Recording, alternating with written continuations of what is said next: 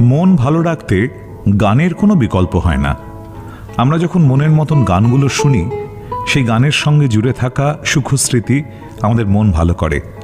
ধরুন একটা বিশেষ সিনেমার গান আপনাকে মনে করিয়ে দেবে ছবিটার কথা, অথবা সেই ছবিটা দেখেছিলেন যার সঙ্গে তার কথা।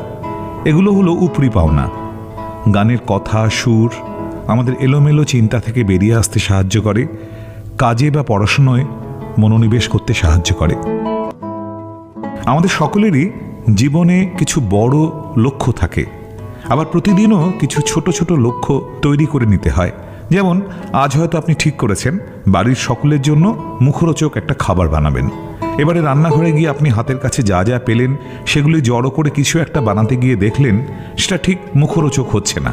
যেই আপনি আপনার মুখরোচক খাবার বানানোর লক্ষ্য ভুলে হাতের কাছে যা পেলেন সেটাকেই কাজে লাগাতে গেলেন, আপনার মনোমতো জিনিসটা তৈরি হলো না। এক্ষেত্রে লক্ষ্যের কথাটা মনে রেখে প্রথমেই মুখরোচক খাবারটা কি হবে সেটা যদি ঠিক করে নেন এবং তার উপকরণগুলি বাড়িতে না থাকলে কিনে আনেন, তবে আপনাকে লক্ষ্যভ্রষ্ট হতে হয় না বা কষ্ট পেতেও হয় না।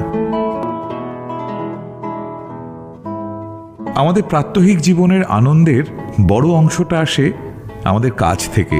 নিষ্কর্মা লোকের আনন্দে আছে এমনটা প্রায় দেখাই যায় না। আবার শুধু রোজগারের জন্যই কাজকে গুরুত্ব দেন এমন লোকেরা কাজের আনন্দ থেকে বঞ্চিত থাকেন। চাকরি যাবার পর অনেক দিন বেকার ছিলেন, তারপর আবার কাজ পেয়েছেন এমন লোকেদের উপর সমীক্ষা চালিয়ে দেখা গেছে ফিরে পাওয়া কাজটা তাদের আর্থিক অনটন থেকে বাঁচিয়েছে বলে যে তারা খুশি তাই নয়, তারা খুশি তাদের দায়িত্ব আর আত্মবিশ্বাস ফিরে পাওয়ার জন্য।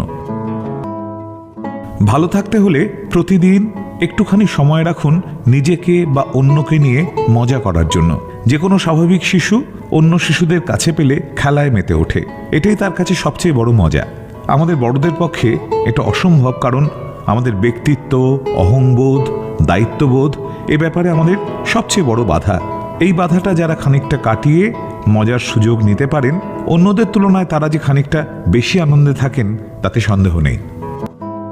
যারা বিশ্বাস করেন ভালো কাজের পুরস্কার অথবা খারাপ কাজের শাস্তি একদিন না একদিন মিলবেই, তারা হতাশায় কম ভোগেন।